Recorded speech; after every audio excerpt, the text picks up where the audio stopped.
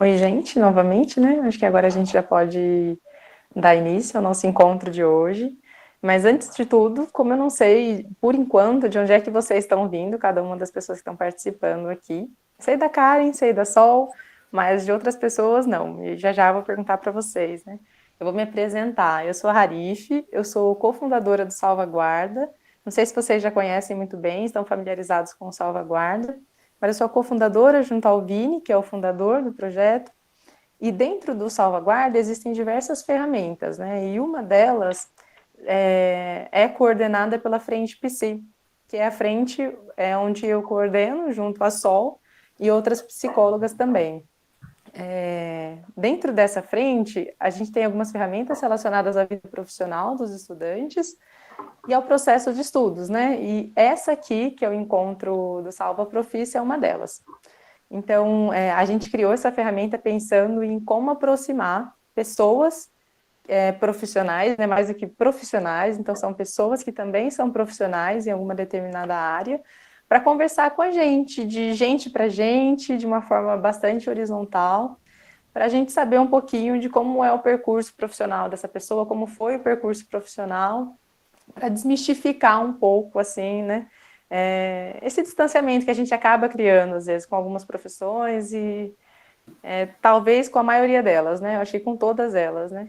E aí hoje tem uma convidada muito especial, que é a Karen Luize, e eu vou deixar que ela se apresente da maneira que ela se achar mais confortável. Eu só vou fazer uma pausazinha para que a Sol também se apresente, que é a psicóloga que também faz parte da Frente PC. Depois a gente já passa a palavra para a Karen. Pode ser, Sol, vou passar a bola para você agora. Bom, gente, muito obrigada, né? Ainda não sou psicóloga, sou estudante de psicologia. Meu diploma tá assim, ó, tô sentindo o cheirinho do meu diploma, né? Acho que em março. Opa, tá entrando gente aqui, vou aceitar. Eu acho que em março eu já consigo, né, finalmente terminar. Bom, muito obrigada pela presença de todo mundo, né? Assim, é muito especial dar um quentinho. Opa, mais gente. Dá um quentinho no coração muito grande, assim, né? Assim, a gente prepara esses eventos, assim, com muito carinho, né? Todo Salvaguarda, né? Eu acho que faz vários trabalhos com muito carinho. E é muito bom quando vocês aceitam o nosso convite, assim, e assim, acho que professores falam muito isso, né? A gente que trabalha com educação fala muito isso, né? O maior feedback é quando os alunos, assim, sugam a gente e têm vontade de realmente de aprender demais, assim, né? De poder aproveitar tudo que a gente tem para dar e para oferecer, né? Assim, ser professor, trabalhar com educação, acho que é uma das profissões mais altruístas que pode ter, assim, né? Porque, na verdade, a gente quer que o próximo, o estudante, supere a gente, né? Produza mais conhecimento. E lembrando que o conhecimento é o nosso poder, né? O conhecimento é aquilo que ninguém pode tirar da gente. E lembrando do tema de salvaguarda, né? Então, tipo, educação, ensino superior não é um sonho, é um direito, e para a gente poder batalhar pelos nossos direitos só com muito conhecimento. Então, muito obrigada pela presença de todo mundo aí que aceitou o convite, né? Assim, acho que é mais isso, né? Acho que de passar recadinhos básicos, assim, né? A gente está na frente PC, e aí estamos com alguns trabalhos, assim, né? Então, no primeiro semestre, a gente trabalhou com os primeiros anos, fazendo um trabalho, assim, chamado Minha História de Carreira. Então, pela questão, tentando incentivar muito, assim, a questão da exploração e do reconhecimento da própria identidade, junto com o mundo de trabalho, né? Com escolhas de carreira, com opções de carreira. E aí, daí surgiu o UFA, que é um dos trabalhos que a gente está fazendo aí toda sexta-feira, às 4h30 da tarde. Tem um link em cada um dos grupos que vocês participam, né? Que é onde a gente faz uma roda de conversa para poder conversar sobre qualquer coisa, né? Assim, coisas que estão pesando o coração, que estão pesando a cabeça, e que aí a gente possa colocar isso para fora e, ao mesmo tempo, se autoconhecer. E se autoconhecendo, a gente pode chegar a decisões de carreira ou decisões para a vida, assim, que fazem mais sentido para a gente, né? E o Salva Profício é mais um dos nossos trabalhos, então é esse que a gente está aqui hoje, né, assim, tá aqui. A nossa conversa vai ficar gravada no YouTube, né, no nosso canal do YouTube, tem outros conteúdos, então se inscrevam lá para aproveitar, né, em breve a gente quer fazer conteúdos novos, assim, fresquinhos, mas por enquanto dê um apoio lá para a gente no YouTube, né, no Instagram, no Facebook também. E não sei, acho que é isso, Rari. Não sei se eu esqueci alguma coisa, fala aí. Eu acho que é isso mesmo, né? E aí, pelo bate-papo, a gente vai enviar os links de cada um desses lugares que a gente falou, né? Então, tanto o encontro de sexta-feira, que é um espaço mais de acolhimento, do que vocês quiserem falar, e quanto do canal, né? Já já a gente envia no chat. Acho que agora a gente pode passar a palavra, né, para Karen. É uma honra você estar aqui. Eu falei de proximidade, mas eu fui começar a fazer a introdução, fiquei nervosa por estar aqui com você. Mas vamos respirar e vamos se aproximar. Karen, Isso. quem é você, Karen? Puxa, que pergunta. Isso é difícil. Em primeiro lugar, eu queria dar boa tarde a todas as pessoas que estão nos ouvindo. Agradecer a Harif pelo convite, Solange por estar aqui junto conosco. E a primeira palavra assim, que eu tenho a dizer a vocês e principalmente aos estudantes interessados, né, nessa nossa conversa é que me traz muita alegria participar desse projeto, poder dividir um pouquinho a minha história com todos. E mais do que isso, dizer para quem está nos ouvindo que o fato de estarem aqui no sábado à tarde, no caso da minha cidade, um dia de calor, onde muitas pessoas estão pensando em outras coisas, talvez fazendo as suas atividades de lazer, e vocês estão aqui pensando no futuro, pensando em como caminhar, pensando em como decidir se conduzir na vida. E isso, por si só, já vai fazer muita diferença nas vidas de vocês. O projeto em si, para mim, é uma oportunidade, né? E o que a gente mais vê nesse nosso mundo, por causa das desigualdades, como causa das desigualdades, é a falta de oportunidades. Então, as pessoas aproveitarem uma oportunidade como essa, faz com que elas sejam já distintas por isso, né? E eu tenho certeza que vão colher frutos por estarem aqui hoje, né? Quem é a Karen?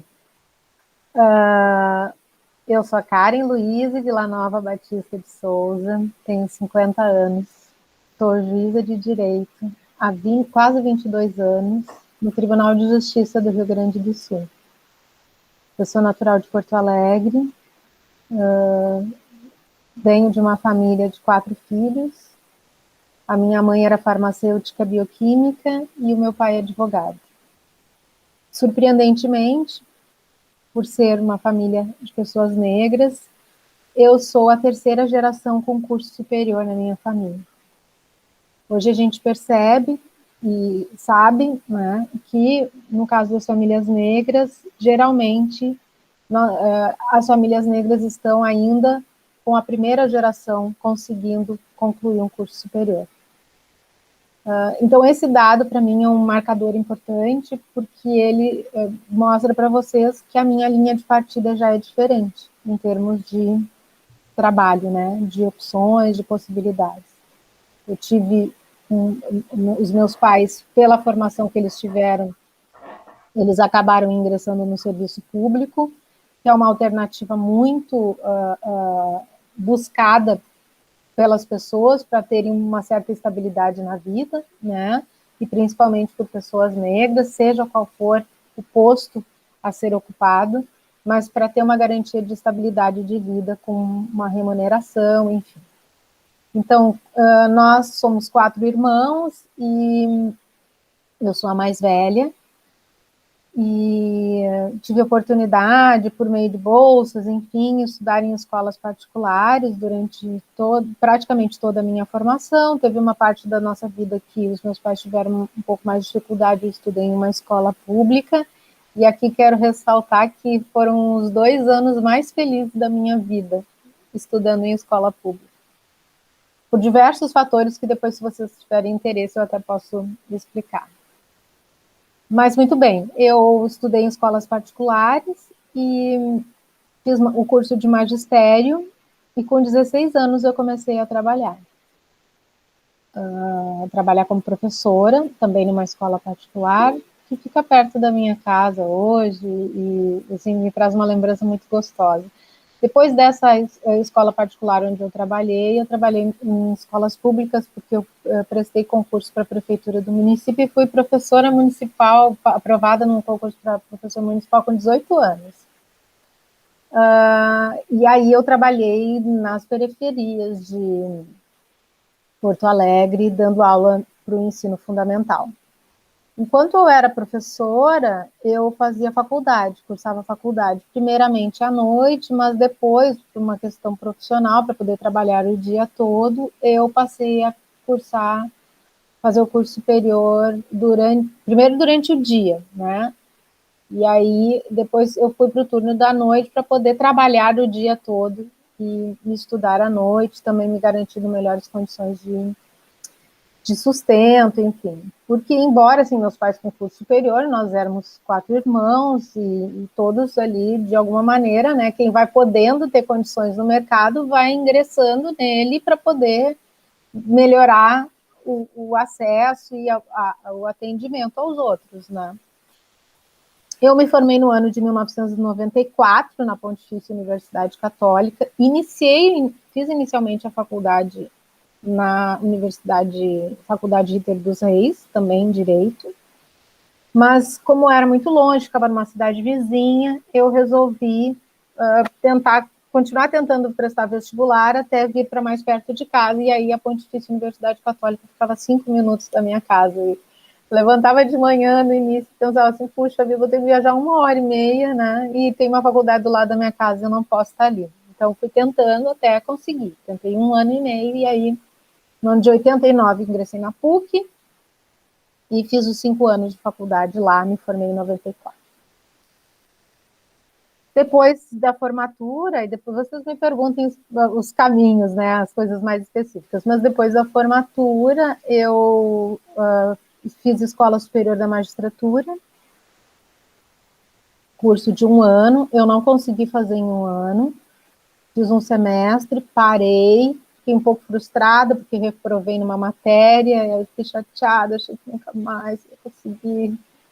Aí eu respirei fundo, voltei, terminei a Escola Superior da Magistratura, e nisso já abriram os concursos, tinha um concurso em andamento para juiz, eu fiz, e para ver como é que era, e aí quando abriu o outro, eu já fiz, tendo iniciado os estudos, e foi naquele concurso que eu aprovei, em julho de 98, saiu o resultado do concurso, eu aprovado.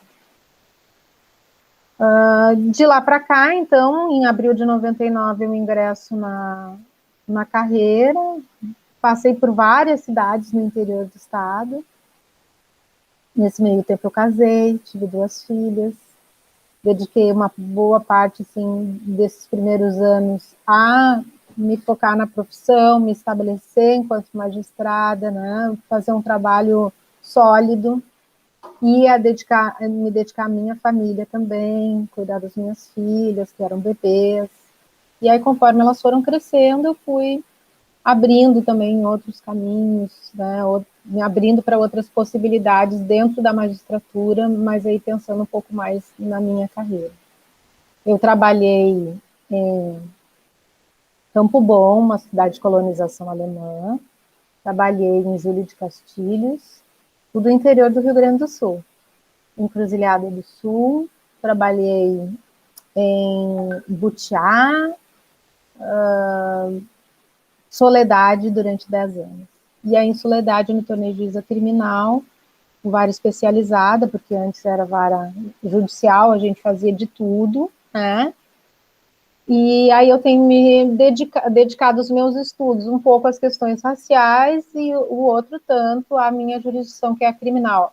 Quando eu saí de Soledade, eu vim para a vara do júri, em Porto Alegre, e nessa vara eu estou há 2 anos, quase 2 anos e meio já. E é uma experiência muito interessante, porque a gente tem uma relação muito próxima, né, com a sociedade, não só com o jurisdicionado, mas com toda a sociedade, porque os nossos atos são públicos, enfim. Tem uma série de circunstâncias aí que tornam a jurisdição do júri muito, como é que eu posso dizer, muito instigante, né?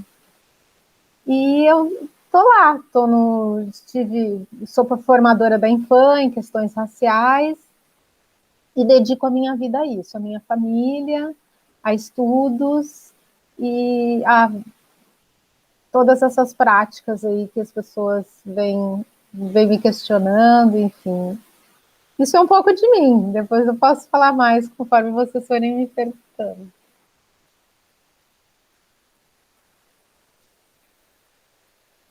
Eu acho que de cara já me vem várias perguntas, né? Oba. Oba. Me vem várias.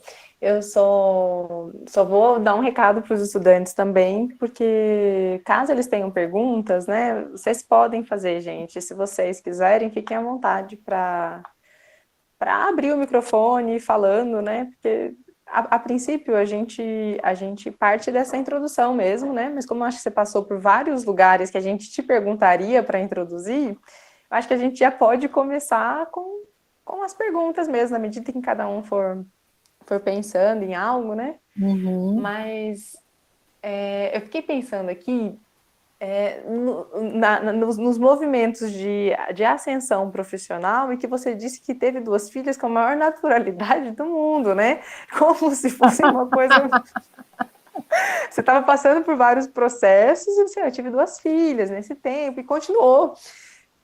Eu fiquei pensando, isso é um reflexo da naturalidade com que você conduziu, né? Esse seu percurso profissional, ou como é que foi? Como é que era pensar em movimentar a tua carreira tendo duas filhas e se preocupando com a Puxa, família, sabe? Porque... parece que aí tu abriste uma caixinha de surpresa para me perguntar das minhas filhas. Na verdade, quando eu falo assim, com essa tranquilidade, eu falo com generosidade com relação a mim. Porque muitas vezes as pessoas, elas acham que elas têm que fazer... Eu acho que a gente tem que, em alguns momentos da vida, fazer escolhas, né? E quando eu tive as minhas filhas, era um desejo muito grande pela maternidade. Isso acontece com muitas mulheres, com outras não, e eu acho isso super normal também. Eu acho que é uma coisa que a gente tem que deixar muito claro, né? Que às vezes se impõe isso à mulher socialmente, ela acaba absorvendo tudo isso como se fosse uma obrigação social de exercer a maternidade num determinado momento da vida.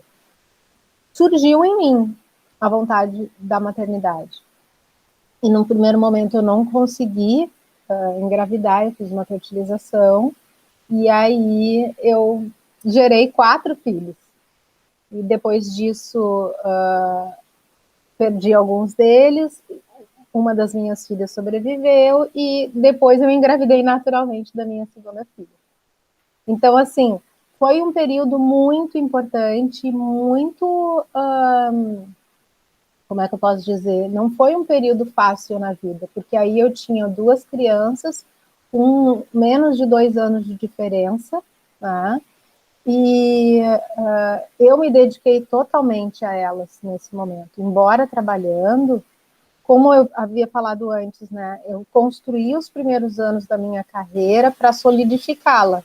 Até o 5º ano, 6º ano, eu baixei a cabeça e só trabalhei. Até porque eu, no primeiro momento eu pensava assim, não, eu não posso errar, eu tenho que fazer tudo muito certo. Esse lugar é muito valioso, é muito precioso, né? Eu sou a exceção da exceção nesse espaço, eu tenho que fazer muito bem esse trabalho, né? Então eu me dediquei a isso, assim, me entreguei de corpo e alma. Quando veio a maternidade, ela já vem nesse momento onde eu me sinto um pouco mais tranquila, e ela vem também como uma avalanche de sensações e sentimentos na minha vida, tendo em vista as peculiaridades nas quais ela aconteceu, porque eu tive uma filha prematura extrema, com 5 meses de gestação, com 450 gramas, e ela foi um milagre, né? Então, assim, tudo isso aconteceu enquanto Karen juíza, né?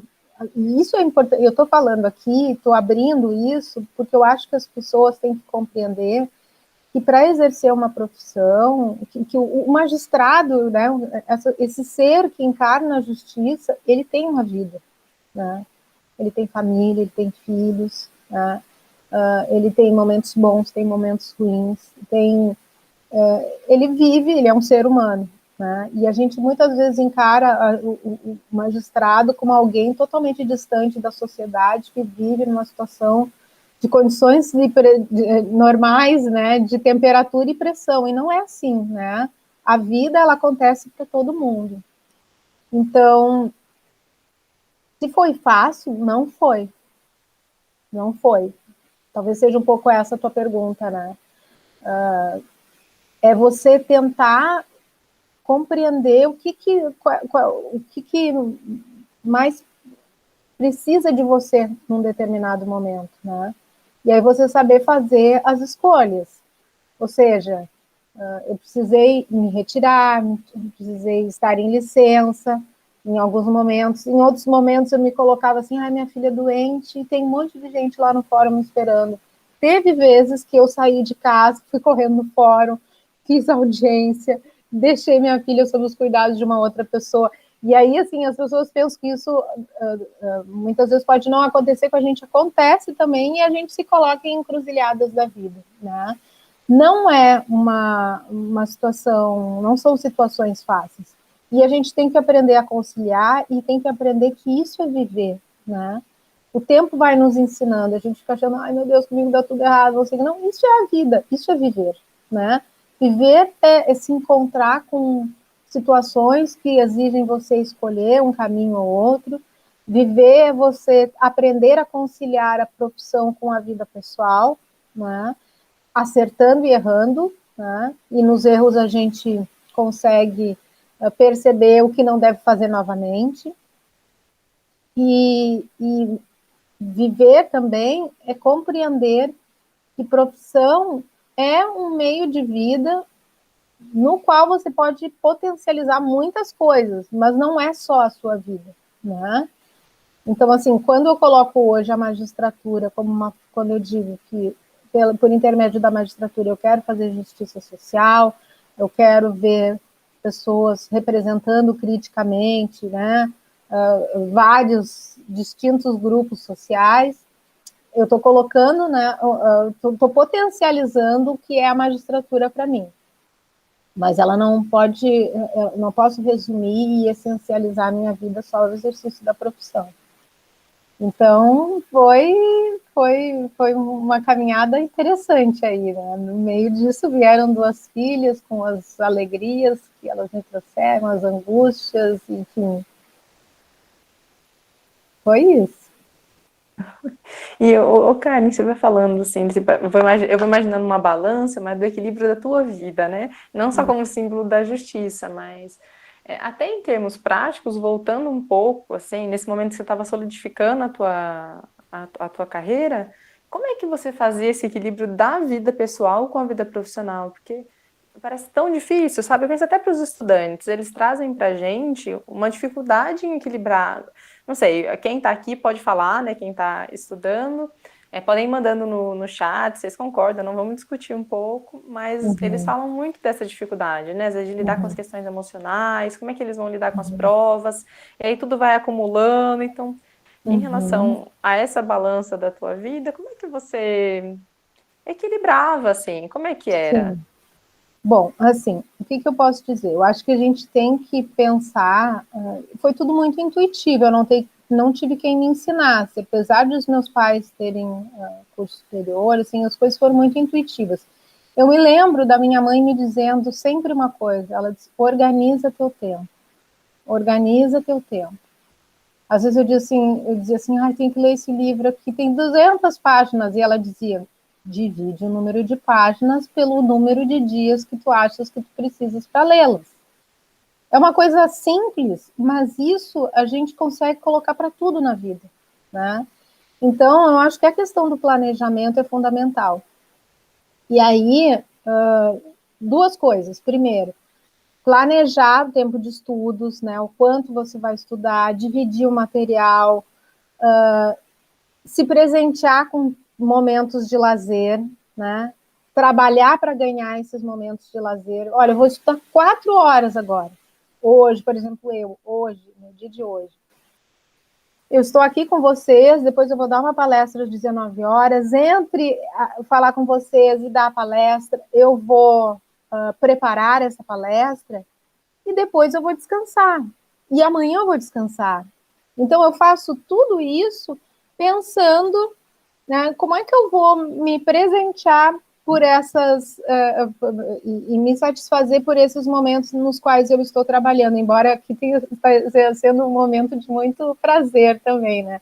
O trabalho ele tem que ser prazeroso, né? E isso é uma coisa importante, a gente encontrar satisfação naquilo que a gente está fazendo. Especificamente com relação ao período do concurso, eu vou começar um pouquinho antes, tá? Período do concurso, eu sempre pensava assim, mas isso vocês podem replicar para qualquer momento da vida. O concurso vai exigir mais de mim. Eu vou ter que estudar muito, porque é um processo seletivo muito competitivo. Então, eu pensava o seguinte, eu vou precisar estudar muitas horas, eu vou precisar estudar 10 horas por dia, eu vou precisar estudar 18 horas por dia, como em um momento da vida eu tive que estudar 18 horas por dia. Mas eu pensava o seguinte, se eu fizer isso, vai chegar no final desse processo, desse certame, né, dessa disputa, porque infelizmente é uma disputa, a gente ainda não tem acesso a todos os espaços, depois eu vou ter o tempo que eu quiser para aproveitar, e ainda vou estar ocupando um cargo público que vai me dar condições de poder muito desfrutar da vida, né? Então eu pensava a longo prazo, eu pensava assim, 2, 3 anos, agora eu vou estudar as 18 horas por dia.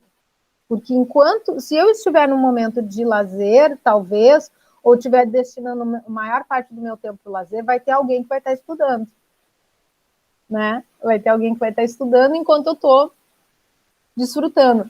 A gente tem que trabalhar com essa realidade. Por quê? Porque a nossa sociedade desigual e meritocrática, ela nos impõe isso.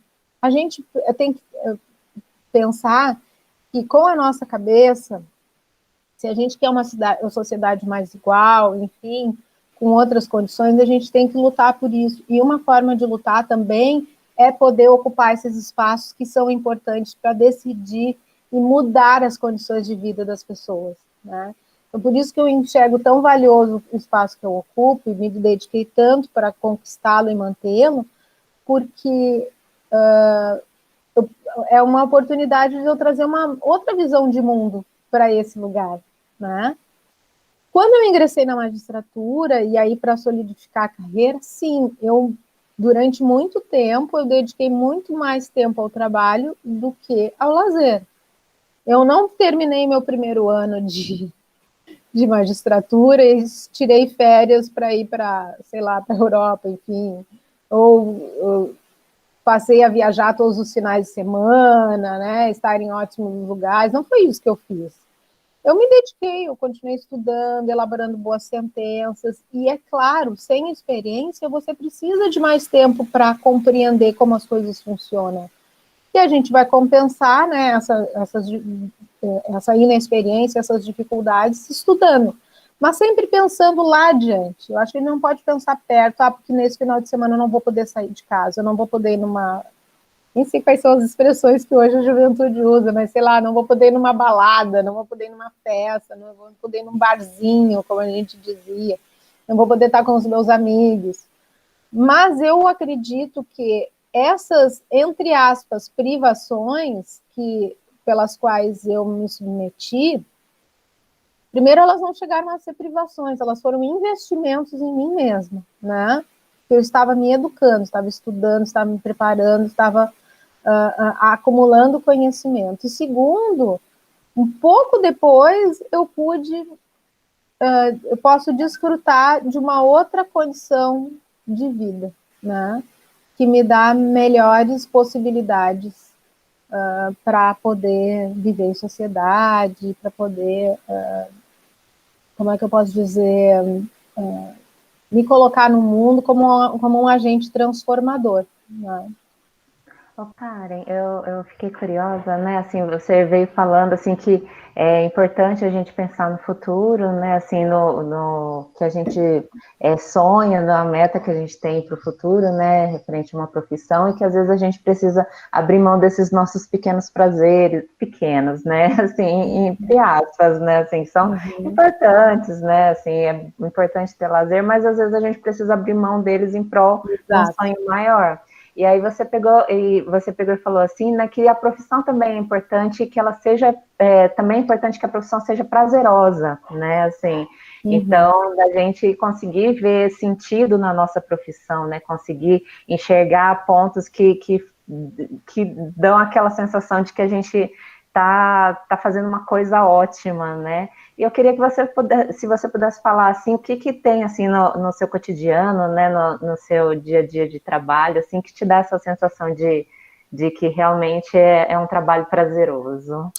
Então, eu me considero assim uma pessoa, uma mulher humanista, né? E alguém que gosta de estar com as pessoas, né?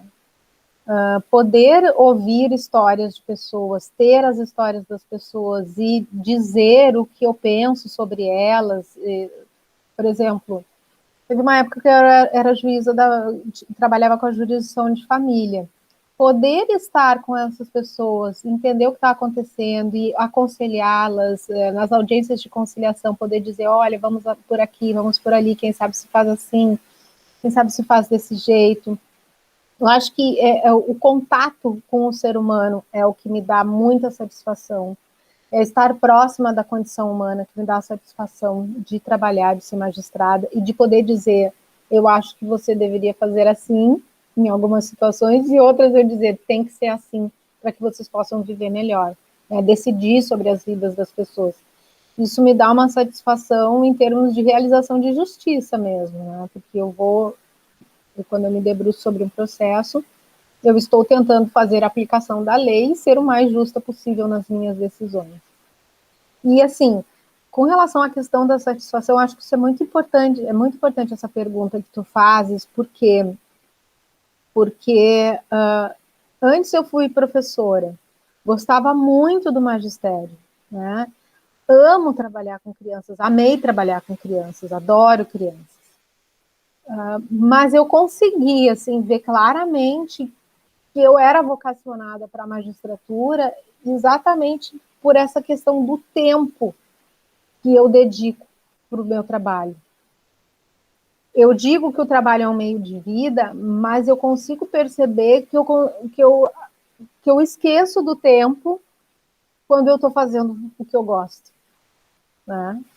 Então, assim, por exemplo, num tribunal do júri, é claro que o tribunal do júri nos obriga a isso, muitas vezes eu entro às 9 da manhã no fórum e saio às 4 da manhã do fórum. Né? Porque o júri vai, e aí são 4 horas da manhã, eu estou terminando de trabalhar para ir para casa.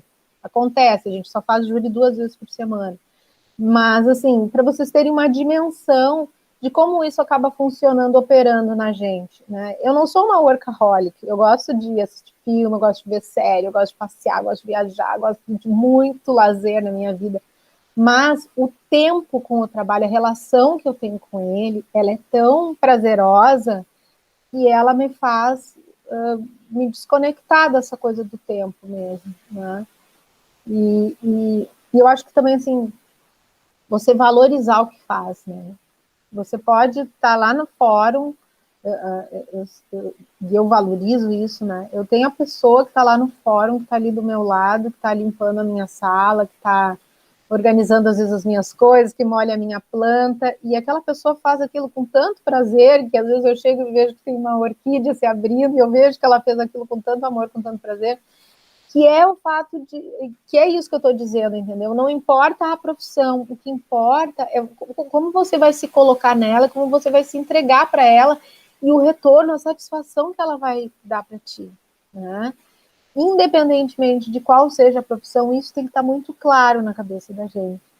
Se ela vai nos satisfazer pessoalmente, se a gente vai ter uma relação de amor com ela, né? É um casamento, né? A gente casa com uma profissão. E às vezes pode dar certo, às vezes pode não dar, a gente pode fazer uma procura, uma busca, né, em vários espaços, enfim. separa, volta, acontece, né? Eu fui professora antes, eu fui procuradora do município, eu não contei para vocês. Hoje até estava relatando numa outra conversa que eu fiz 4 concursos juntos. E aí chegou o momento que eu tive que fazer algumas escolhas para onde que eu ia. E aí eu pensei estrategicamente. Eu já trabalhava no município, depois de um tempo eu comecei a advogar, eu já ajudava lá na Secretaria da Educação, na área jurídica, então eu conhecia direito municipal. O que eu fiz? Entre os concursos que eu estava fazendo, um deles era de procurador do município, então eu pensei, bom, eu vou investir aqui no procurador do município e vou investir na magistratura, que é o que eu quero muito. Terminei praticamente juntos os 2 concursos, fui nomeada para procurador do município, gostei, mas não amei. Eu estava apaixonada pela magistratura, que eu tinha sido aprovada, enfim, segui a carreira, né? Mas é isso o que eu quero dizer é isso, assim, a gente tem que ter uma relação muito boa com o trabalho, você tem que gostar do que está fazendo, você não pode... Muitas vezes a gente pode até pensar nessa relação com o trabalho, também, assim, só para completar, né?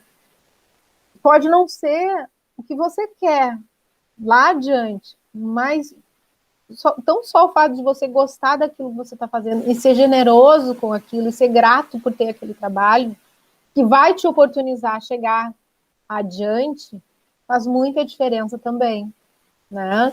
Pode ser que aquela moça que molha a minha flor lá e ela desabrocha queira ser uma magistrada, mas se ela for generosa com ela e com o trabalho que ela tem e se dedicar ao que ela está fazendo, ela vai conseguir também seguir em frente e atingir os seus objetivos. Então, acho que isso é uma coisa assim que a gente tem que ter, tem que ter assim, muito claro, né? A questão da relação com o trabalho, com a profissão. Não sei se eu respondi.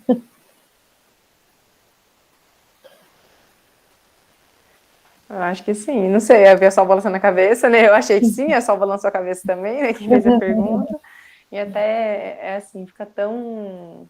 Dá para perceber, né? Quando você gosta. Você fala que gosta, mas parece que antes a gente já estava percebendo que gosta. Porque dá vontade de ficar perguntando, dá vontade de. Ai, quero saber mais, né? Eu acho que é um efeito, assim, né? Como ressoa na gente, né? É verdade. Mas, não é? Eu não sei, pelo menos eu senti isso. E aí eu tô nessa, né? Anotando várias coisas. Eu tô até com receio, né? Deixa eu ver o nome das pessoas que estão aqui, ó. Cadê? Tem o Lucas, tem a Rose, né? A Karen Vital, né? Além da nossa convidada, tem a Gabriela aqui e tal. E assim, gente, eu ficaria perguntando várias coisas, mas eu queria muito ouvir vocês, assim, né? Como é que vocês estão escutando essa conversa? Que perguntas vão vir da cabeça de vocês, né? E eu queria propor, né, que caso vocês se sintam confortáveis, podem ligar, né, o microfone, a câmera também para falar com a Karen, né? Eu acho que se a gente sair daqui só falando eu e a Sol, eu vou ter várias respostas, né, das minhas dúvidas aqui, das minhas curiosidades, mas queria que vocês desfrutassem desse espaço também dessa forma, né? Então, alguém tem alguma pergunta para fazer? Ficou com alguma curiosidade?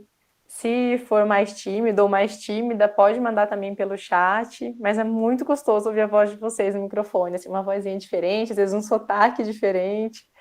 Nós somos suspeitas para falar disso.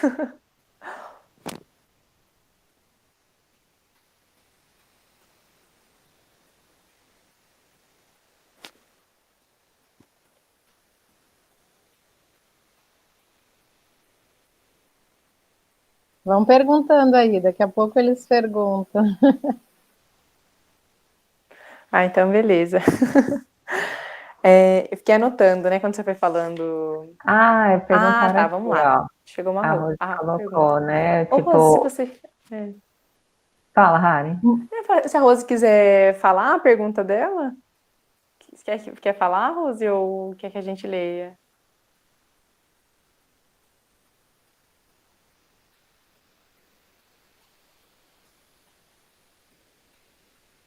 Eu Fica à li ali a vontade, só. pergunta. Você leu? O que é uma comarca, né? Um estado, né? O nosso país, ele é dividido em estados e municípios. Mas, para efeitos de dizer o direito, que a gente chama jurisdição, nós dividimos o judiciário, né, a jurisdição, os locais onde os juízes podem atuar em comarcas. E essas comarcas, elas às vezes compõem mais de um município. Então, por exemplo, eu disse para vocês que eu trabalhei na comarca de Júlio de Castilhos. Júlio de Castilhos é um município no Rio Grande do Sul, e ele era o município sede da comarca, era onde ficava o prédio do fórum, onde tinha todos os serviços. Mas, além de atender a população de Júlio de Castilhos, a gente atendia a população de Pinhal Grande, que é uma cidade bem pequenininha, para chegar lá tinha uma estrada de chão, e eu ia lá fazer audiência, fazer júri. Então, Pinhal Grande e Júlio de Castilhos formavam a comarca de Júlio de Castilhos. Depois eu trabalhei em Soledade, que eu falei para vocês, que é onde eu me tornei juíza criminal, aí de vara especializada. Soledade tinha 3 varas, 2 cíveis e uma criminal. E a sede da comarca era Soledade, mas Soledade tinha como municípios atendidos Soledade, Barros Cassal, Ibirapuitã, São José do Herval e Fontoura Xavier. Eram 5 municípios que compunham a comarca. Entenderam? Então, a comarca de Soledade pode ser composta por vários municípios, era composta por vários municípios. Hoje eu trabalho na comarca de Porto Alegre, só que Porto Alegre tem 2 milhões de habitantes. Então, a comarca de Porto Alegre é só Porto Alegre. E aí, o que a gente tem? A gente tem um foro central, civil e criminal, e temos foros regionais. Aí, o foro regional do Partenon, que é um bairro, o foro regional do Sarandi, que é outro bairro que aí comporta mais um grupo populacional, o foro regional da Restinga, todos em Porto Alegre. Então, na verdade, o que a gente tenta fazer? Dividir o estado em comarcas para que, de acordo com um número de processos e de habitantes, a gente possa atender melhor. Muitas vezes o número de processos cresce tanto que a gente é obrigado a criar uma nova comarca. E, por exemplo, tem processos demais em Júlio de Castilhos e Pinhal Grande que vai tornar inviável a jurisdição em Júlio de Castilhos, cria-se a comarca de Pinhal Grande. Né? Ou foi diminuindo o número de processos, não tem demanda, juntam-se 2 comarcas e se transforma numa só. Claro que tudo pensando no jurisdicionado também, né? As condições de acesso, transporte, né? A localização dos prédios do foro, tudo isso é pensado. Então, comarca basicamente é isso, é onde é a sede de competência da jurisdição de um magistrado. Né? Então, eu tinha competência com relação a Soledade e os outros 5 municípios, na comarca de Soledade. Eu tinha competência com relação a Júlio de Castilhos e o município do lado. É isso.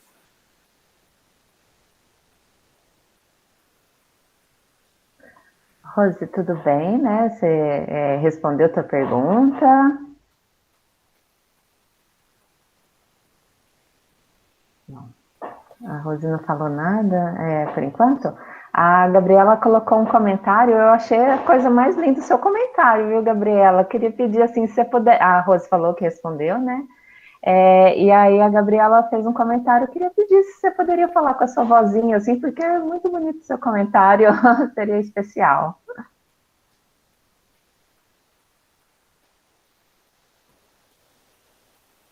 Esse eu não consegui ler. Fala aí, Gabriela, quero te ouvir. Rochorote, de onde tu és?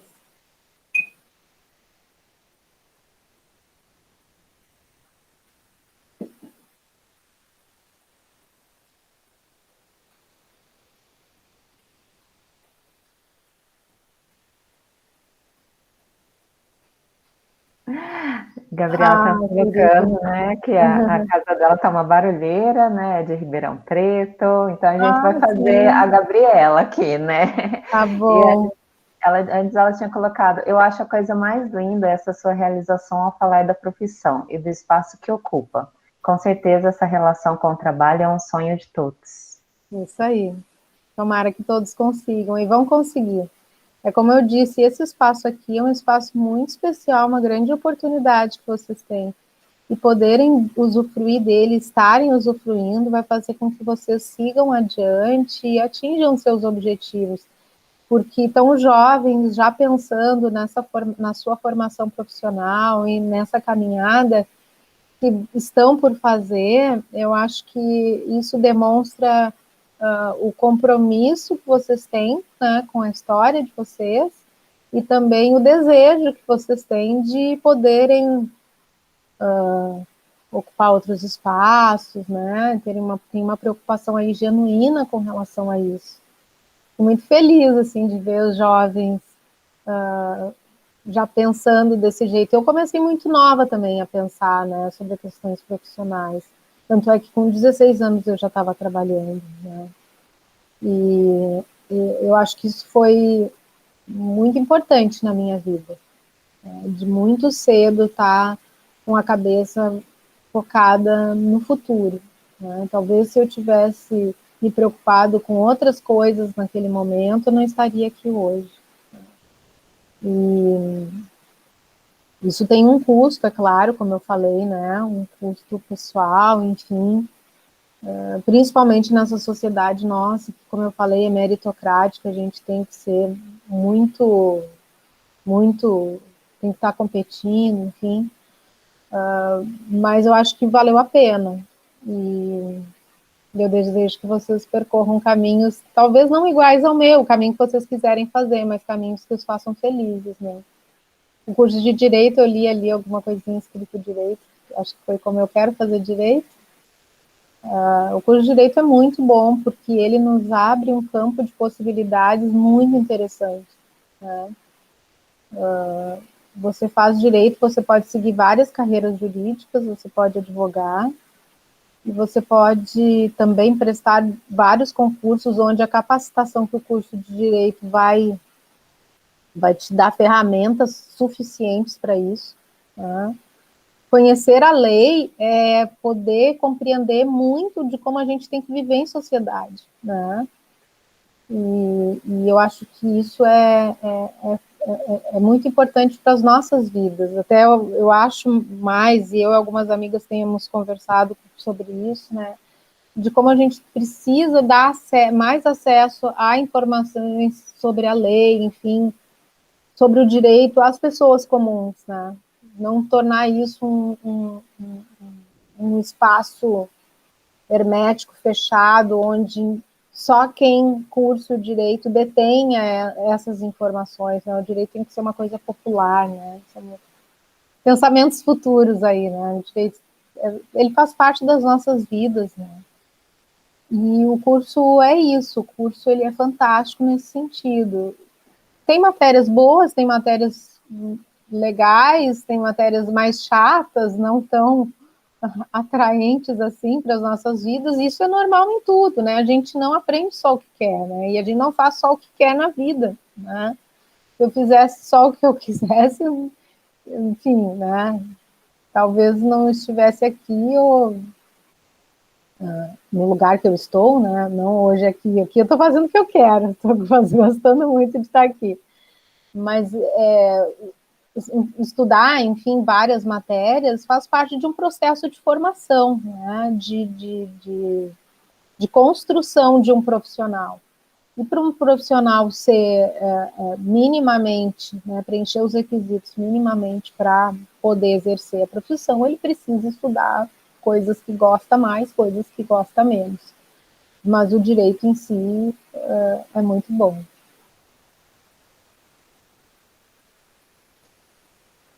E tenho essa pergunta, esse comentário que você ouviu falando sobre direito, da Karen, e eu vou ler aqui. Desculpa, é da Rose Santana. Uhum. Ela colocou, né? Tem outra pergunta. É a carinha dando risadinha, fica à vontade, senhorita. Pode perguntar o que você quiser. Né? Aí ela colocou, né? Como eu quero fazer direito, procuro entender muitas coisas sobre esse meio. Tenho minha prima, que tira a maioria das minhas dúvidas, pois ela faz direito também. Então, quais são as garantias conferidas aos juízes? Nossa, tem algumas. Elas são previstas lá na Constituição. Mas, assim, uma coisa que é importante, o direito, a magistratura é um ramo, uma das profissões dentre as várias profissões das carreiras jurídicas, né? A gente pode ter o Ministério Público, o promotor de justiça, a gente pode ter a advocacia, dentro dos concursos públicos a gente tem procurador do município, procurador do estado, enfim, são várias carreiras jurídicas. Para acessar essas carreiras, um dos requisitos é ter o curso de Direito. Garantias conferidas aos juízes. Eu vou dizer sobre, que são as que mais chamam a atenção, né? A independência dos juízes nas suas decisões, né? Ou seja, o juiz vai decidir de acordo com a lei, enfim, e essas decisões, elas são sujeitas a recurso, enfim, mas ele é independente para decidir de acordo com a lei, né? Pessoalmente, a gente tem a garantia da vitaliciedade, nossos cargos são vitalícios, então a gente só pode sair dos nossos cargos por sentença judicial transitada e julgada. Falando assim, bem simplificando, né? Nós somos inamovíveis, olha que nome difícil, chato, né? Mas assim, se eu quisesse passar toda a minha vida trabalhando lá na comarca de Júlio de Castilhos, ninguém poderia me tirar de lá. Por que isso é importante? Porque é o juiz que decide se ele vai sair, se ele vai para um lugar, se ele vai para outro. A não ser que ele pratique algum ato que seja lesivo, né, à parte ou à sociedade. Mas nós somos inamovíveis, ninguém pode nos remover, exatamente para fortalecer essa condição de independência, né? E para que as nossas decisões elas sejam submetidas à lei, aos recursos, enfim, mas não aos desejos de uns e de outros. Ou seja, o juiz não está agradando na comarca, ele vai ser removido? Não, não existe isso. Ele pode ser juiz naquela comarca o tempo que ele quiser. Por isso que eu fiquei 10 anos trabalhando em Soledade. Fiquei porque quis, poderia ter saído antes, né, há muito tempo. Por isso que eu fiquei 18 anos trabalhando no interior. Fiquei 18 anos porque quis, porque poderia em 5 anos estar trabalhando em Porto Alegre, provavelmente, na época, se eu quisesse, né? Então, essas são algumas garantias. A gente tem o salário de acordo com a lei, que está previsto lá, e aí a gente ganha subsídio. A magistratura é nacional nesse sentido, então todos ganham a mesma coisa. O que mais que eu posso dizer? Mas eu acho que essas são as mais importantes, assim, para a gente poder exercer a função com independência, né?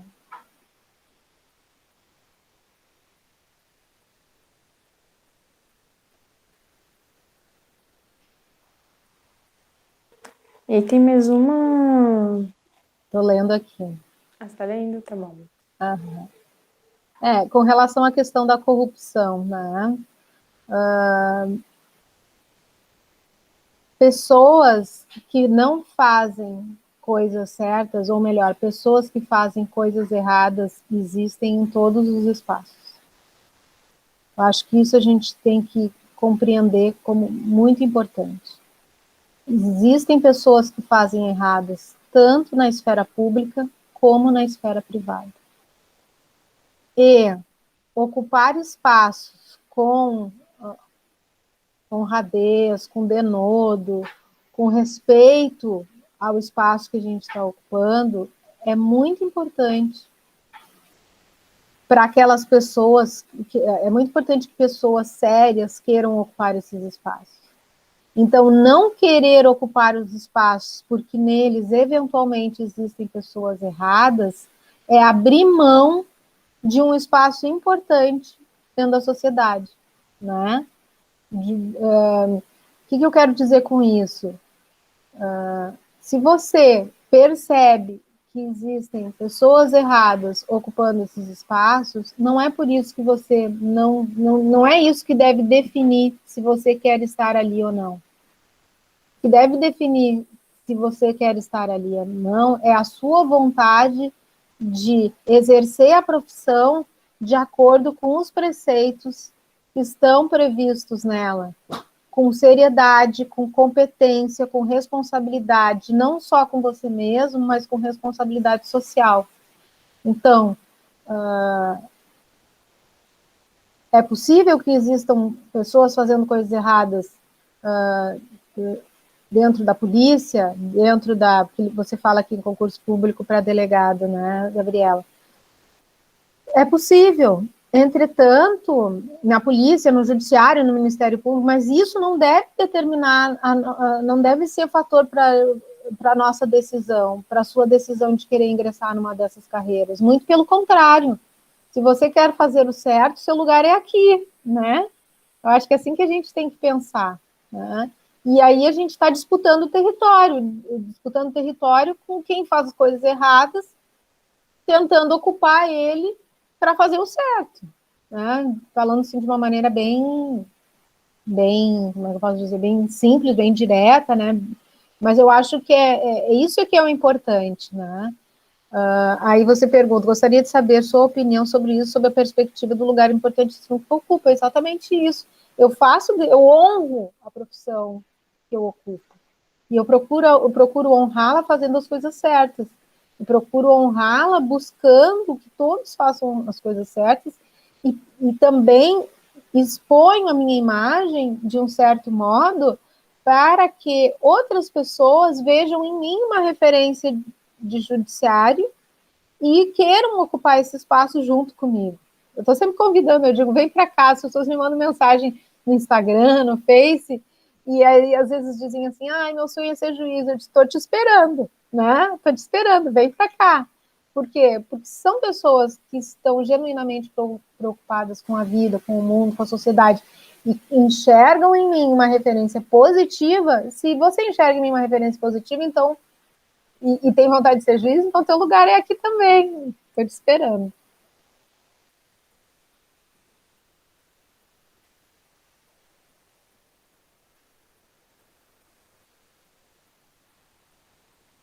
Sim.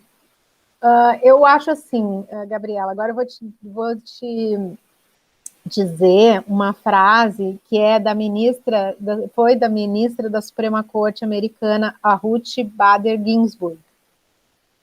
Se vocês não conhecem, procurem conhecê-la. Ela morreu faz uns 2 meses e a Ruth ela se tornou um ícone nos Estados Unidos porque ela ela estava na Suprema Corte e ela tinha muitas decisões dissidentes. O que seriam as decisões dissidentes? Ela divergia muito da maioria, né? Então, quando tu diz assim, eu quero mudar o mundo, tenho medo de me frustrar. A Ruth, ela dizia, quando perguntavam para ela sobre os votos divergentes, mesmo quando ela perdia, né, as pessoas não acompanhavam, ela dizia que ela estava ali dialogando com as gerações futuras. Então, eu acho que é assim que a gente tem que pensar, que a gente dialoga com as gerações futuras. Pode ser que hoje a sua decisão, a minha decisão, não vá transformar nada ou as pessoas não vão concordar com ela. Mas a gente ocupar o espaço pensando nas gerações futuras, pensando no que elas podem colher do trabalho que a gente fizer, já é transformador. E isso nos dá paz de espírito. Não nos deixa com a sensação de frustração.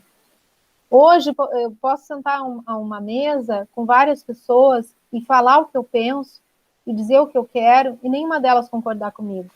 Mas eu, pelo menos, sentei essa mesa e falei. E eu disse o que eu pensava e eu disse qual era o modelo de justiça que eu queria. Então, assim, é como você exerce o seu papel, né? Pode ser que seja só uma fala, mas ela está ali, ela está registrada. Em algum momento pode ser que no futuro ela seja acolhida por tantas outras pessoas.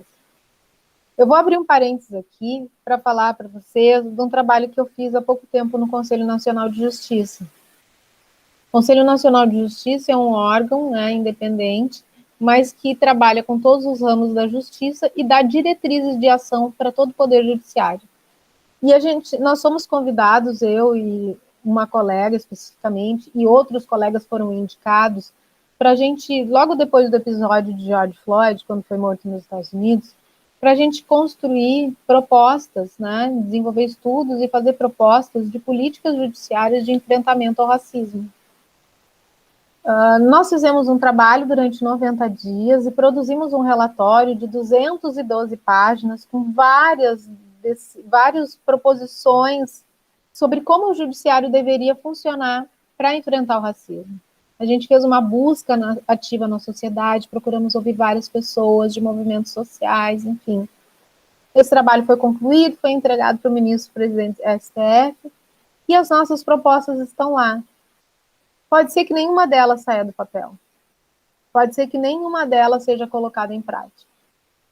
Mas elas estão lá. Ou seja, eu estou dialogando com as gerações futuras que um dia podem usufruir. Pode ser que elas não saiam hoje, pode ser que elas saiam amanhã, mas a gente fez o registro do nosso trabalho, do que a gente entende de uma justiça que enfrente o racismo, entendeu? Então, é a maneira como você se relaciona com a sua profissão que vai te frustrar ou não, né?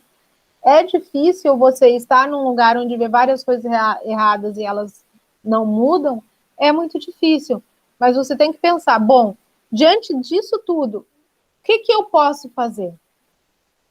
Existem dois caminhos.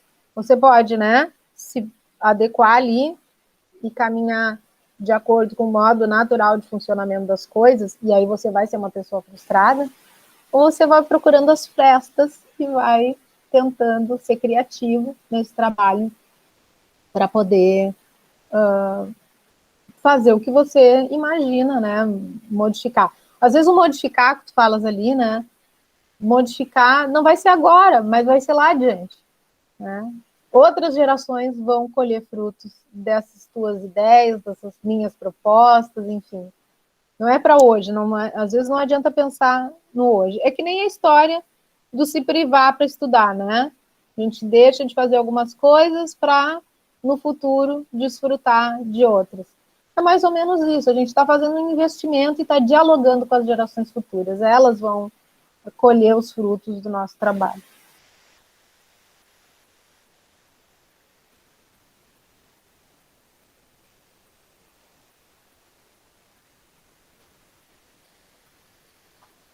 Bom, eu vou falar, né? O pessoal ficou quietinho.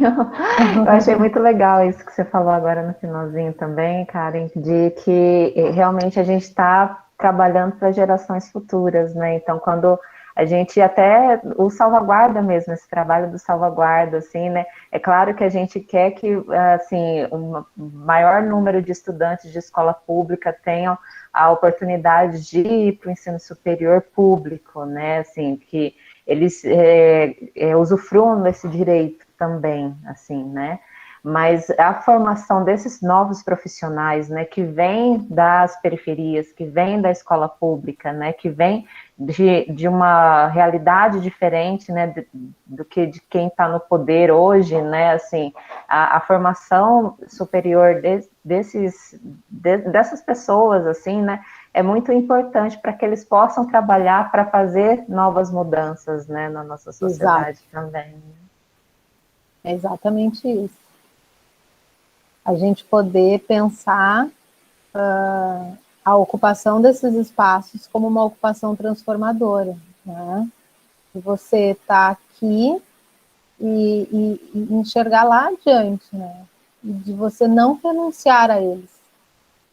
E quando você fala ali em corrupção e várias outras coisas, né, que podem, não só corrupção, mas várias outras coisas que podem acontecer que a gente vê errado, a gente dá um passo atrás e não disputar esse espaço, não disputar narrativa, não disputar olhar sobre o mundo, faz com que as coisas permaneçam funcionando do mesmo jeito. Então, querer estar num curso superior e querer fazer disso uma ferramenta para que daqui a pouco muitos mais estudantes estejam enchendo essa tela aqui, ou que talvez num futuro muito distante ainda, né, ou não tão distante assim, esses projetos sociais já estejam tão aperfeiçoados, sofisticados, porque eles já não são mais tão necessários, né? Eu acho que é assim que a gente tem que pensar.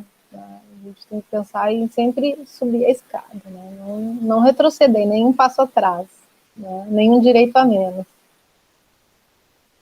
Nossa, e, ô, Karen, te ouvir falando isso, eu acho que desde antes da pergunta da Sol, fica um pouco mais difícil de responder e fazer perguntas por sentir muito, assim, e sentir na carne mesmo, assim, quando você fala, porque e a Sol pontuou, né, a Sol fala por mim com certeza com essas palavras, né, de que o próprio salvaguarda é isso, mas me vem o processo, né, quando a gente estava na graduação, teve um conflito, assim, que eu vivi, que eu acho que vale compartilhar com vocês, que era assim, em alguns momentos não consegui me dedicar tanto academicamente, como se fosse estudando mesmo para tirar um 10, porque a minha energia estava no salvaguarda. Então a gente começou lá em 2016, eu estava no primeiro ano da graduação. Então era um conflito.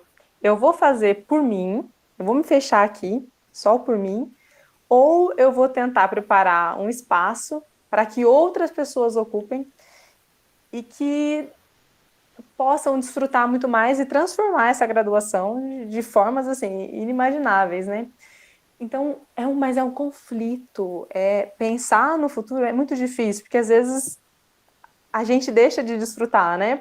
E aí leva, né? E aí vem a nossa dor, assim, a gente se vê como mediadores, assim, e aí nem sempre é tão confortável, né? Às vezes é muito doloroso, assim, né? Parece que às vezes, eu não sei se você tem essa sensação, mas de como se a gente estivesse em vigília em alguns momentos, o tempo todo. Não sei se você tem essa sensação, mas eu fiquei com vontade de perguntar isso, faz até um Em tempo, assim, no começo da vigília nossa conversa.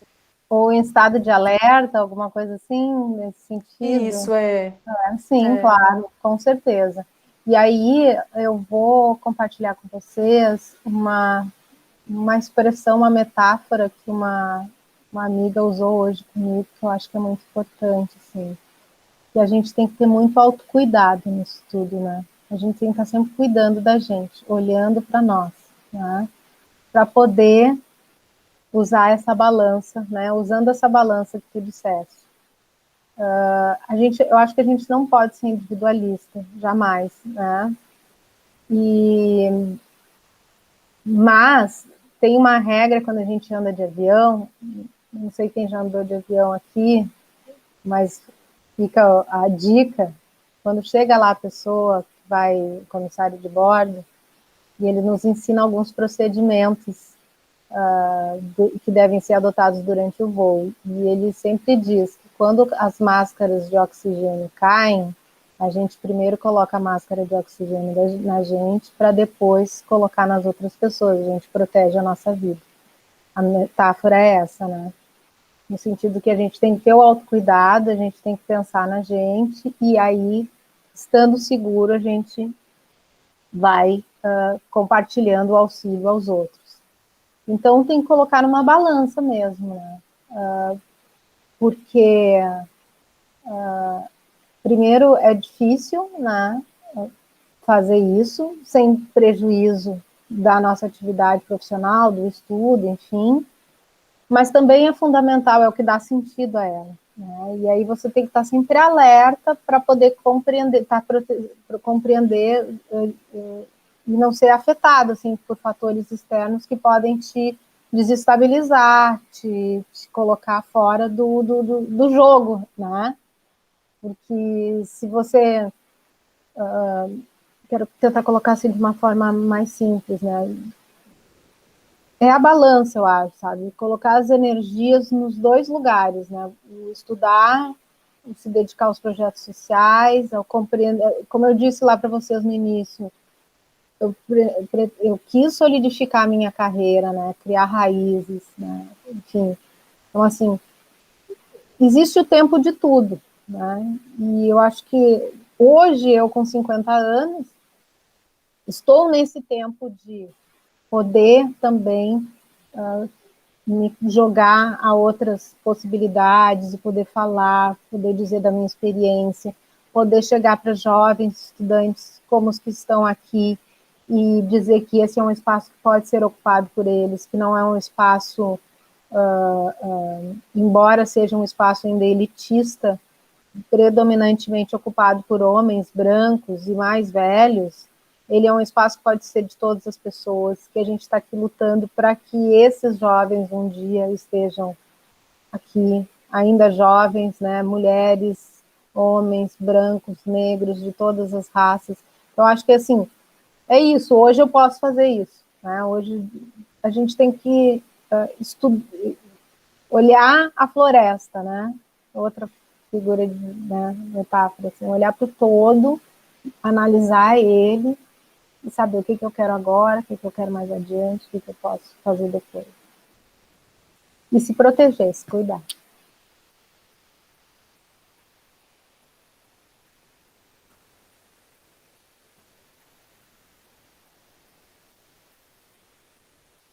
Inspirações no cenário brasileiro. Quais advogados, juízes, professores que te inspiraram e me inspiram a continuar nessa luta?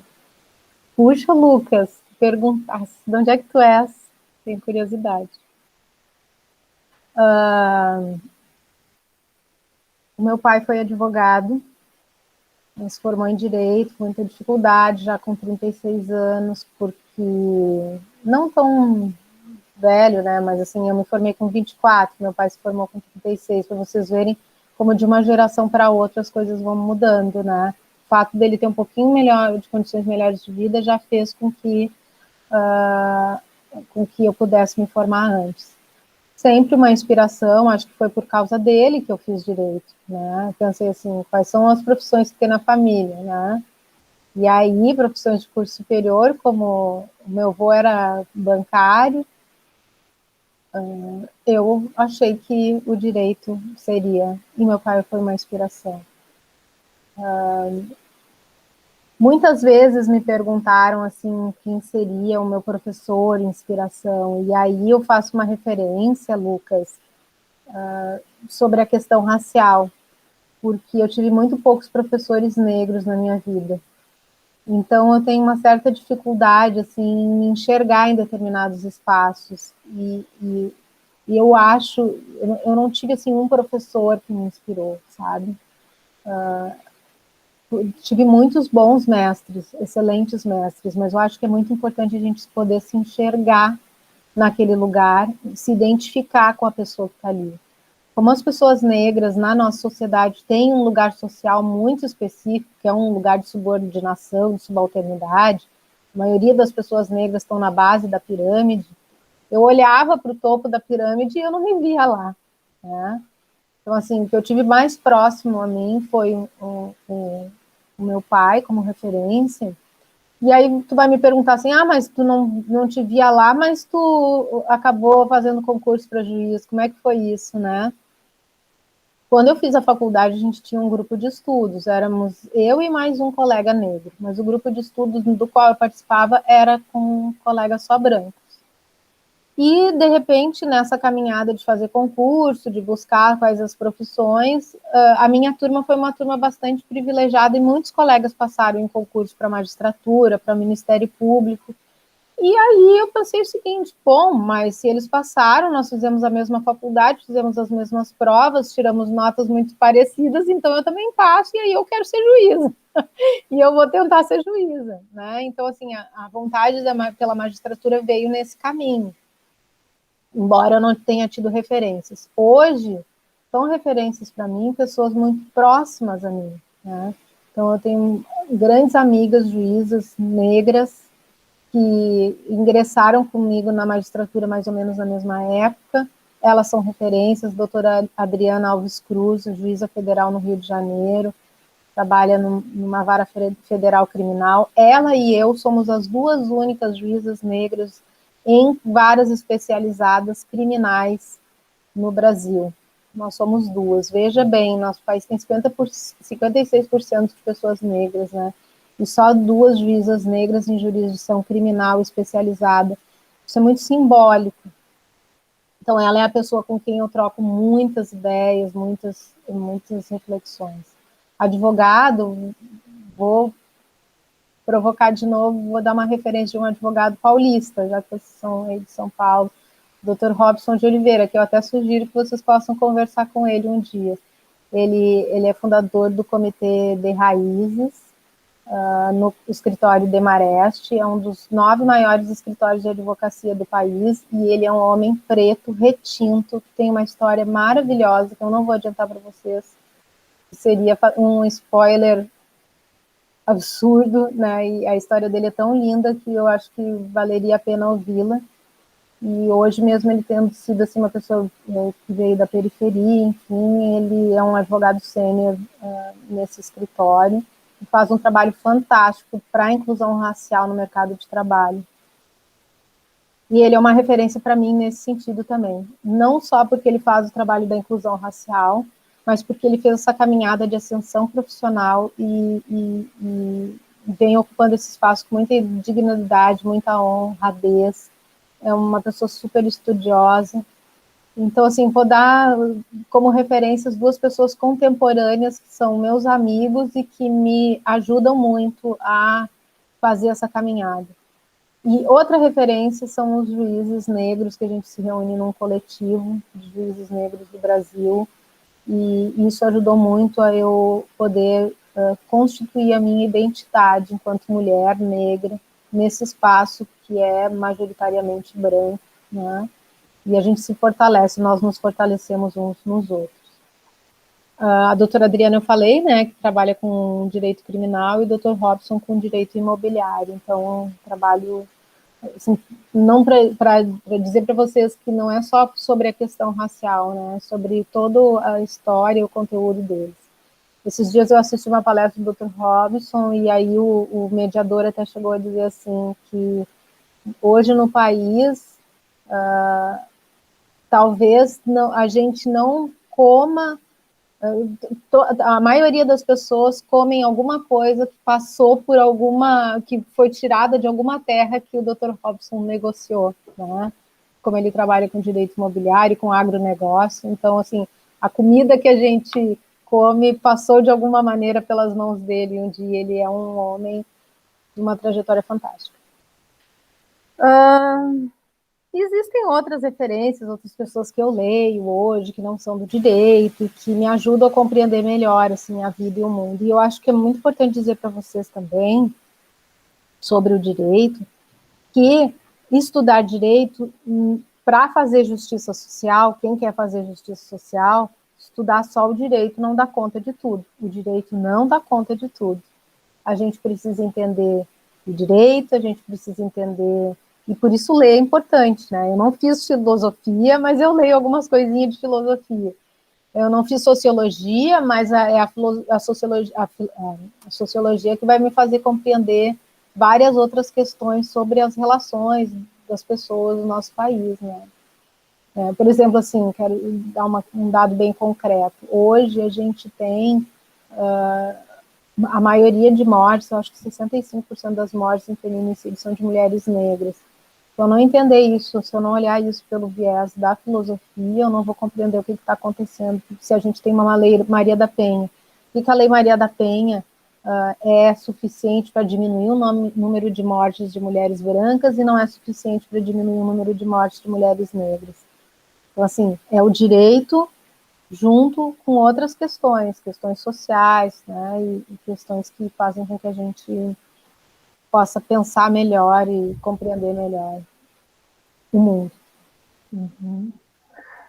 Gente, eu vou precisar, o Lucas, a Rose fez aqui mais uma pergunta, né, acho que a Karen está lendo aqui, mas eu vou só precisar, assim, cortar, porque a gente chegou nas 4 horas, né, então, assim, é o horário que a gente tinha combinado com você, né, Karen, passou muito rápido, assim, eu acho que isso é muito reflexo, assim, do quanto que foi bom estar aqui com você hoje, te ouvindo, né, conversando com você, né, o quanto foi inspiradora toda a sua fala, assim, né, assim, em muitos sentidos, né, o pessoal foi dando feedbacks muito bons, assim, no chat, né, e aí, assim, juntando com a pergunta da Rose, né, se você puder responder rapidinho, mas também, assim, pedir para você, já deixo, assim, minha gratidão por poder estar aqui com você hoje, assim, muito obrigada mesmo. Mas se você pudesse responder, né, assim, e deixar um recado para os nossos estudantes do Salvaguarda, né, que os estudantes de hoje que participaram e os do futuro que vão ver essa Olha, nossa conversa também. a Rose me pergunta se eu me arrependo, né? O que a senhora sente, acha de, assim, foi atrás e conseguiu de toda a sua carreira, se a senhora se arrepende de alguma coisa, teve algum caso que mexeu com a senhora alguma vez já pensou em desistir do cargo? Vou começar te respondendo se teve algum caso que mexeu comigo. Rose, trabalhar com a vida humana mexe com a gente todo dia e toda hora. Isso não é um caso, mas para tu teres uma ideia, ontem chegou no fórum a irmã de um réu e disse para ele, disse para a nossa funcionária, o réu disse que a doutora soltou ele na audiência. Por que ele não está solto? Ele disse que tinha sido solto na audiência. E aí a funcionária me ligou e disse, doutora, a senhora soltou ele? Eu disse, não soltei. Mas a irmã dele está dizendo que sim, o que será que aconteceu? Aí eu me lembrei que no final da audiência eu disse assim, estão todos liberados.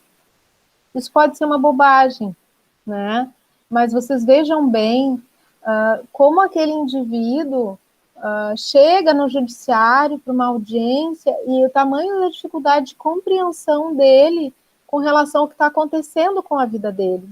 Isso mexe comigo, sabe? Porque eu, naquele momento, eu voltei para casa, desliguei o computador, que era uma vídeo audiência, ele estava no presídio, eu não consegui comunicar com aquele réu. Isso mexe comigo. E fazer com que a pessoa volte sem ter uma resposta do judiciário, me cutuca todo dia a repensar o meu agir, o meu atuar, né? Existem casos muito graves, as situações de feminicídio, né? Enfim, situações de violência contra crianças, adolescentes, todos eles mexem muito com a gente. Por quê, Rose? Porque nenhuma situação é igual à outra. Sempre uma vida humana é uma vida totalmente distinta da outra. Nunca os casos virão iguais, podem vir parecidos, mas eles nunca virão iguais. Eu nunca pensei em desistir da minha carreira. Nunca pensei. Ontem, alguém me perguntou, me fez uma pergunta assim, em algum momento meio parecida com a tua, né? Foi atrás e conseguiu. Sim, eu passei no concurso para magistratura. A pessoa me perguntou, a senhora realizou seu sonho? Não, eu não realizei meu sonho. O meu sonho, ele vai se tornar realidade quando outras pessoas como eu estiverem aqui nesse espaço, que nem eu estou, né? E quando eu não for mais objeto de estranhamento, né? Quando as pessoas não estranharem mais verem uma mulher preta sendo juíza de direito, aí sim o sonho vai estar realizado. Mas, por enquanto, ele é apenas uma esperança. A minha mensagem para quem nos ouve agora e para quem vai futuramente nos ouvir é que eu espero que com essa conversa vocês tenham se inspirado na minha carreira, tenham pensado sobre questões que nunca pensaram antes e que isso sirva como inspiração, como referência e como a forma de vocês construírem as suas próprias histórias, construírem os seus caminhos e pensem num futuro melhor para todos nós, pensando num futuro melhor para todos nós. E principalmente, não desistam nunca, porque qualquer espaço que você quiser ocupar, ele pode ser seu. E quero agradecer imensamente o convite de vocês. É uma tarde sempre... são momentos sempre de muita riqueza e de aprendizado. Eu aprendo demais podendo conversar, principalmente com quem está chegando, né? Está no caminho. Nossa, meu Deus, foi maravilhoso, foi maravilhoso. Ai, meu Deus, é tanta coisa e até a gente traz pensando em primeiro plano para os estudantes, né?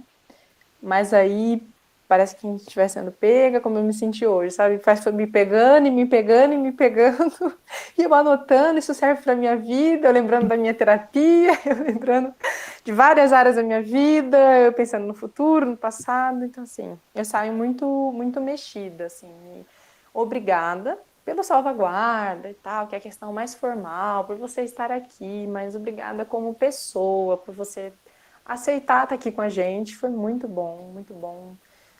Eu acho que se em algum momento você tiver ou já teve dúvida se você está conseguindo afetar outras pessoas, se você está conseguindo ser inspiração, eu te digo que você tá. Tá? Não sei se em algum momento você pode ter essa dúvida, eu imagino que não, porque não cabe, assim, não cabe. Você está me inspirando muito e o pessoal está comentando também, né, que sentiu isso. Obrigada, obrigada. Que delícia, amei. Meu Deus, eu saio quente, Obrigada. assim, desse Que encontro. bom. Sintam-se abraçados. O que eu mais sinto falta nessa pandemia é de poder abraçar. E obrigada por me escolherem. Eu me sinto privilegiada também. Nossa, é o que a gente Obrigada. sente também com você. Em breve a Obrigada. gente vai se abraçar, a gente vai te procurar em algum Vamos cantinho do sim. Brasil onde você estiver. Eu adoro ir a São Paulo. Agora faz 9 meses que eu não vou a São Paulo. Estou sentindo muita falta. Tenho sim, vou botar aqui, ó. Karen Luiz. Esse aqui é o meu Instagram, underline, assim. Isso. E no Face é Karen Luiz. Certo? Então, Obrigada. certo, gente. Muito obrigada. Harif, você ia falar? Não? Acho que agora agradecer, né, aos estudantes que estão aqui. Eu acho que eu sempre falo isso, eu vou continuar falando. Para cada um de vocês é um voto de confiança, assim. Desde o momento que vocês foram na página e curtiram, desde o momento que vocês. São tantos processos até que vocês chegassem aqui.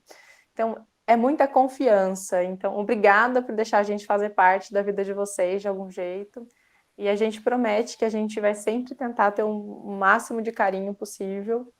E é muito bom receber o feedback de vocês, saber que foi bom para vocês também. Pode falar, Karen. A Karen com M abriu o microfone. Pode falar, Karen.